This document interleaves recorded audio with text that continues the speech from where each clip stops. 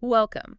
Today we're talking about something really tough, something deeply personal that unfortunately affects many families. We are. It's that incredibly painful situation where one parent feels the other is actively undermining them, almost, poisoning the child's view of them. Yeah, creating this toxic dynamic. And specifically, we're thinking about a mother, maybe, who feels the child's father is manipulating things, turning the child against her. And she's left feeling totally alone with it, carrying all that emotional weight, Yeah, like trying to manage a fire all by herself. it's an awful feeling. So, our aim here is to explore these kinds of dynamics, what's really going on, and more importantly, what are some ways, some strategies a parent can navigate this? How can she protect the child and honestly protect herself too?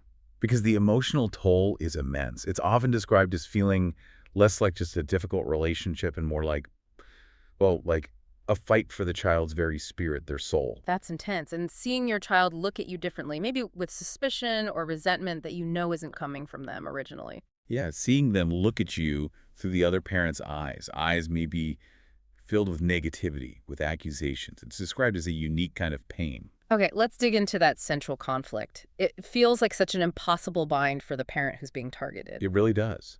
Because on one side, you have this absolute truth. Hmm. You can't just walk away. It's your child. That bond is fundamental. Non-negotiable, of course. But then there's this huge reluctance to fight back, Yeah. right? Engaging in constant conflict feels wrong. It feels destructive in its own way, maybe harmful to the child too. Right, you don't want to be the source of more fighting. It feels counterintuitive to love, maybe. Exactly. But, and this is crucial, there's also this powerful internal drive. Yeah. You absolutely cannot give up. There's this deep knowing that you represent stability. You represent home for that child in a fundamental way. You're their anchor, their safe place. You have to be. And the child, tragically, is stuck right in the middle. Imagine being caught between these two worlds, these two powerful forces, love for one parent, love for the other. It must be tearing them apart internally, like being pulled in two directions. It's an internal war zone they're not equipped to handle. They get tangled in loyalties, manipulations. It's deeply damaging. So, okay, you're in this incredibly painful spot. Your instinct might be screaming to defend yourself, set the record straight, fight back with everything you have. Every fiber of your being might want to do that. But the first key piece of advice, the first strategy people often find helpful is actually the opposite. It really is. It sounds counterintuitive, but it's crucial. Don't get drawn into the fight. Don't step into that ring. Don't feed the conflict the other parent is creating. Okay, wow, that's hard. When you feel attacked, misrepresented to your own child, how do you not react? Why is that the advice? Well, think about it like this. The child is already caught on one front, dealing with the negativity from the other parent. If you react with anger, defensiveness, explanations, you essentially create a second front. Ah, I see. You become part of the battleground instead of a refuge from it. Exactly. The idea is don't be another front. Be a root. A root. Okay. Stable, grounded, providing life even when there's a storm above ground. That's the image. It's not about winning an argument with your child or proving you're right or even trying to rationally explain why the other parent is wrong. Especially when a child is caught in this kind of emotional manipulation logic often. Well, it just doesn't land. Right, because their perception is clouded by all this external influence and their own confusion. So if you're not arguing or explaining, what does being this root actually look like day to day? It's about presence, unwavering presence. It's about finding a quiet strength when faced with accusations or the child acting out. It takes incredible patience. Almost superhuman patience, I imagine. It can feel that way. But the core idea is that your stability, your calm, consistent presence acts like a balm for the child. It's the antidote to the chaos they might be experiencing elsewhere. So when the other parent's world, maybe built on that negativity or instability, inevitably shows cracks or starts to waver. Your steady presence is the reliable anchor they can hold on to. If you get pulled into the fight, you just become part of the instability. By staying calm, you offer a different reality, a safe harbor. That makes a lot of sense. You're not telling them it's safe, you're being the safe place. Precisely. Which leads directly into the second piece of advice, and this one can feel even tougher for many parents. Okay, I'm ready. It's about allowing the child the right to love the other parent, even when that parent is the source of the hurt. Oof. Okay. That feels like it goes against every protective instinct a parent has. Mhm. How can you possibly allow them to love the person causing the pain, the poison? This is where a really important distinction comes in. The thinking here is that the child isn't necessarily loving the destructive behavior or the difficult personality. Sure, loving.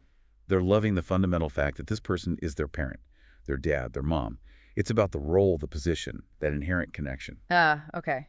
It's the energetic place, the fact of their existence as parent, not necessarily endorsing their actions. Exactly. For a child, that connection, regardless of the parent's behavior, is often a core part of their identity, their world. It's a fundamental relationship they need. And here's the crucial part. If you try to attack that bond, if you try to force the child to reject or stop loving that parent, It backfired. often, yes, it can push them into defending that parent even more fiercely. It forces them into a loyalty bind where they feel attacked for their own natural feelings, their own need for that connection. Defending the hurtful parent becomes paradoxically a way for the child to defend their own right to that relationship. Wow. So trying to break the bond actually makes them cling tighter. That's the dynamic often observed. So instead of attacking it, a more effective approach might be to acknowledge the child's reality without validating the harmful behavior. How do you do that? What would you say? It might be something simple but powerful, like, you have every right to love him.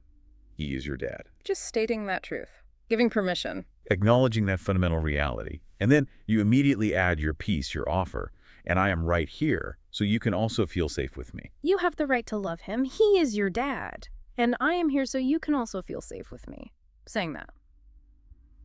Yeah, I could feel how that might lower a child's defenses. It's not forcing a choice. It kind of disarms the resistance. It acknowledges their internal world without making them feel wrong for it. You're not denying the other parent exists, but you're clearly establishing your space as separate, as safe. You're providing that harbor we talked about right alongside their, complicated feelings about their other parent. Okay, so strategy 1, don't engage the conflict, be a root.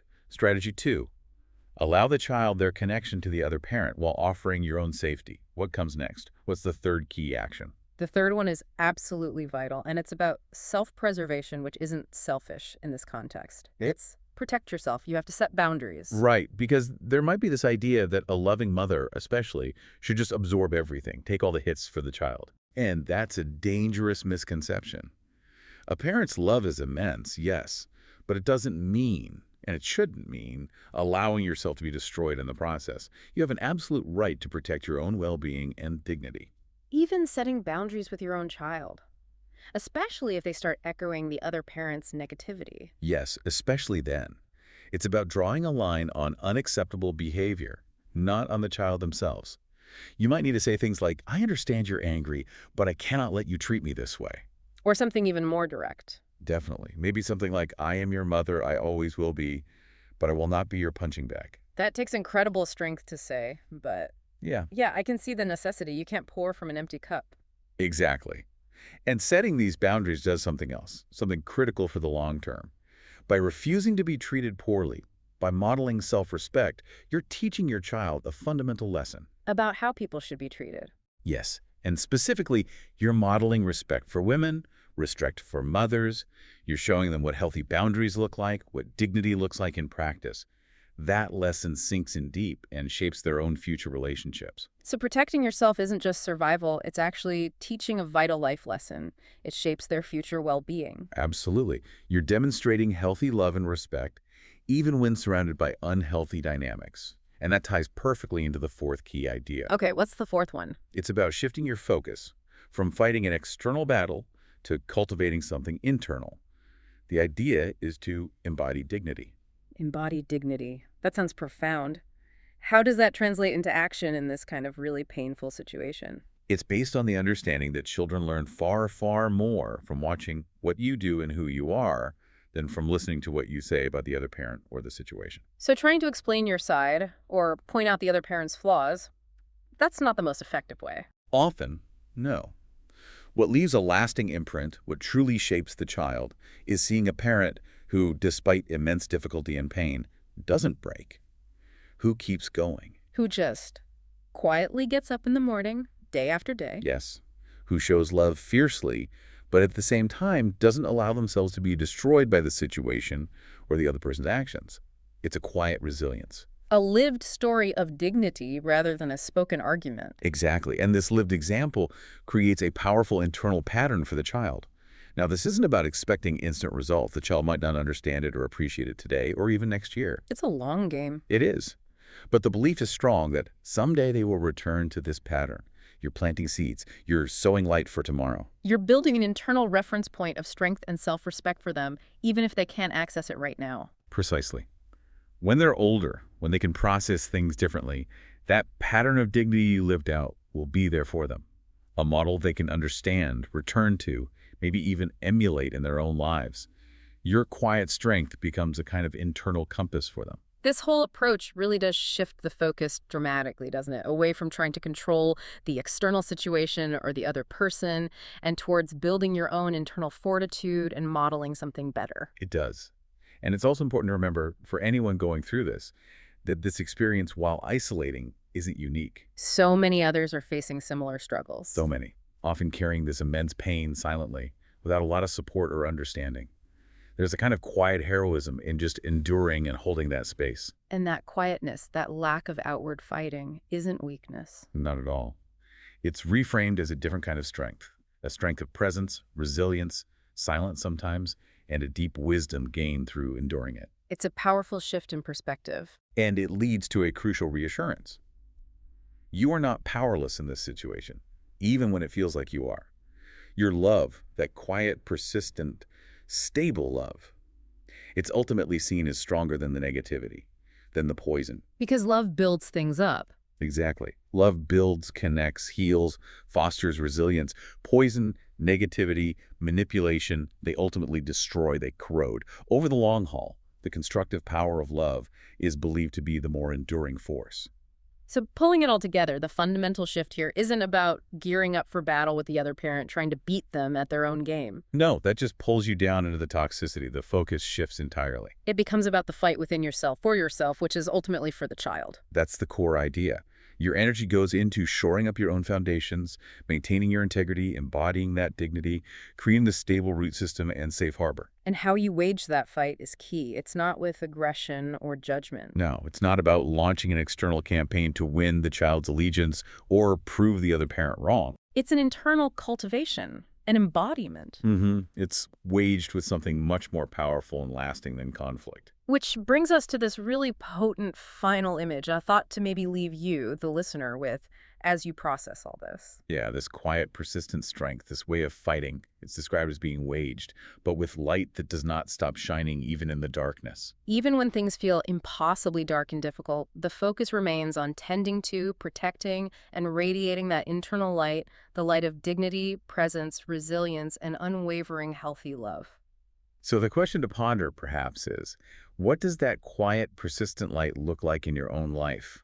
How do you cultivate and protect that inner strength and dignity, whether you're facing this specific parenting challenge or navigating other difficult dynamics?